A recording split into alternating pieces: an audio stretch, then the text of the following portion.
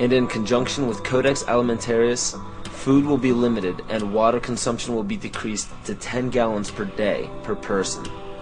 That is over a 90% reduction in people's average daily water consumption. And along with shortages of food and water, the food we will be provided with will be genetically manipulated and nutrient deficient. Genetic manipulation of food causes complications in metabolizing and utilizing food for energy. In June of 2003, scientists reported that the gene sequence of the inserted genes into crops had actually changed their order, that had re-scrambled. So the genetic inserts are not stable. Another laboratory confirmed this and found that it had changed in the same varieties in different ways that they had tested. So not only is it unstable and changing, it's not even uniform in the way it's changing. This is incredibly dangerous. Nutrient deficiencies due to Codex's planned vitamin and mineral ban will cause billions of preventable diseases. Both of these will ultimately lead to billions of deaths. The question is then, how do they do it? How in the world are they getting this agenda from the international level down to the local level?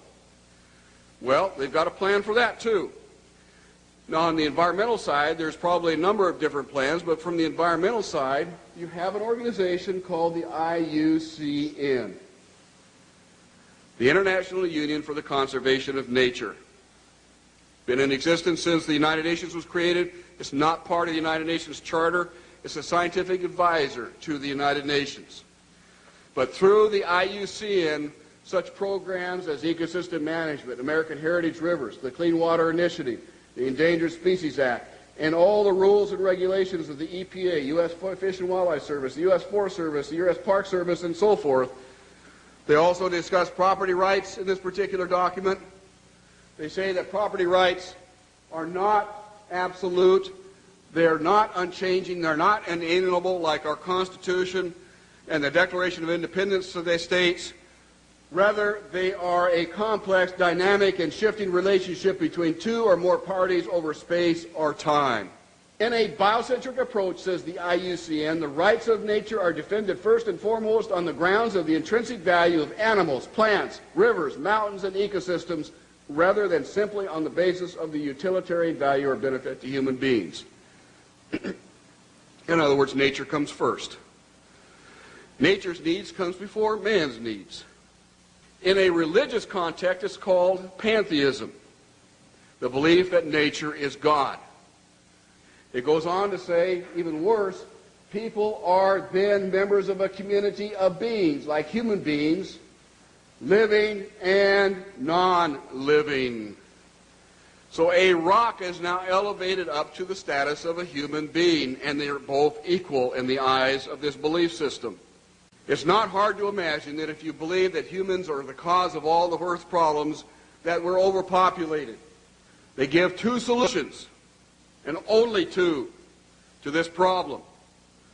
The first is that it's estimated that an agricultural world in which most human beings are peasants should be able to support 5 to 7 billion people. Well, folks, we have 6 billion people right now.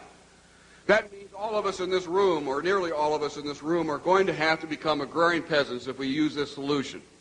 In contrast, they go on to say a reasonable estimate for an industrialized world society at the present North American material standard of living would be 1 billion people. So if we wanted to maintain our current standard of living, we would have to reduce the Earth's human population by somewhere around 70%. In 1970, just 3 years after the publication of the Iron Mountain Report, which calls for, if we're going to create a world government, we can no longer use war as a mechanism to cause fear amongst populations and therefore allow us to control the behavior of populations through fear. And they settled on, in 1967, in their publication called the Iron Mountain Report, the environmental holocaust. In 1970, 3 years after that publication, Foreign Relations began to publish a series of articles describing the ecological holocaust that was facing the world. And in this particular issue, the first issue done by George Kennan to prevent a world disaster, where it was summed up in 3 points that the eco-crisis is a global threat so great that it endangers all of life on Earth.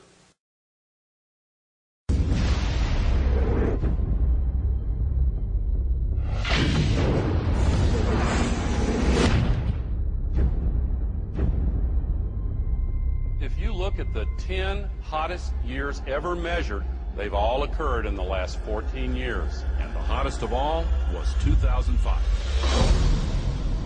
We are causing global warming. This is really not a political issue so much as a moral issue. Temperature increases are taking place all over the world, And that's causing stronger storms. is it possible that we should prepare against other threats besides terrorists? The Arctic is experiencing faster melting. If this were to go, sea level worldwide would go up 20 feet. This is what would happen in Florida. Around Shanghai, home to 40 million people. The area around Calcutta, 60 million. Here's Manhattan. The World Trade Center Memorial would be underwater. Think of the impact of a couple 100,000 refugees, and then imagine 100 million. Those who deny global warming are just flat out wrong. Ellen Goodman from the Boston Globe wrote, let's just say that global warming deniers are now on par with Holocaust deniers. Scientists silenced for questioning the threat of global warming. I know that I've had several friends who have essentially been told that if you speak out on climate change, you must do so as an independent citizen. If you do so through our organization or through our institution, you will essentially be fired. Once you realize how many holes there are in the consensus solution, you may begin to open up your mind to the other side of the global warming debate as a whole. The only consensus I'm aware of is that it's warm in the last century. They completely ignore the fact that there's this thing called the Oregon Petition that was signed by 19,000 professionals and scientists who don't agree with the idea that we are causing climate change. I can't tell you how many calls I've received from parents saying their kids are now being shown an inconvenient truth completely unchallenged, not just in science class, but in art and math classes. I have to speak out and say that the science we have is still incomplete. And the science we're being told by the IPCC is really incorrect science. Global warming, paradoxically, causes not only more flooding, but also more drought. Big hurricanes, tornadoes, fearsome diseases, polio, tuberculosis, West Nile virus, avian flu, SARS, polar bears that have actually drowned, mosquitoes, caterpillars, communism, it's slavery, global warming, global warming, global warming. Aurelia Pecci, who actually created the Club of Rome, and it's the inner circle of the global elitists in 1991, stated that while searching for a new enemy to unite us, we came up with the idea that pollution, the threat of global warming, and the like would fit the bill. All of these dangers are caused by human intervention. The real enemy, then, is humanity itself. To put this to you bluntly, global warming is a complete fallacy. Al Gore received the Grammy and the Nobel Peace Prize for a film that is filled with holes and mistruths. Ice cores taken 2,000 meters below the surface have enabled us to look at the last 160,000 years. We believe that in Greenland, the medieval warm period was about 1.5 degrees warmer on average than today.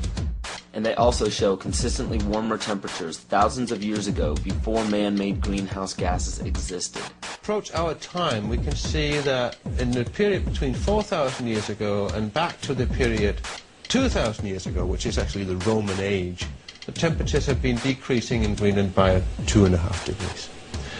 Al Gore is made out to be a revolutionary figure attempting to save the planet, which is quite true. He just doesn't mention the fact that saving the Earth doesn't involve you. According to his agenda, it will result in massive land repossession and extreme limitations on food and water and fossil fuels for the public. And please note that Al Gore is a sustainable developer. The global warming lie is very popular today because it receives major media coverage and has an attractively titled goal of saving the planet. But how does this tie in with Agenda 21? The result of the 1992 Earth Summit Conference in Rio de Janeiro was the Kyoto Treaty. The Kyoto Treaty states that every country must drastically reduce the use of fossil fuels by mandate of the United Nations. Concentrations of greenhouse gases in the atmosphere are at their highest levels in more than 200,000 years. If the trend does not change, scientists expect the seas to rise 2 feet or more over the next century. Island chains such as the Maldives will disappear from the map unless we reverse the predictions. Thank you very much.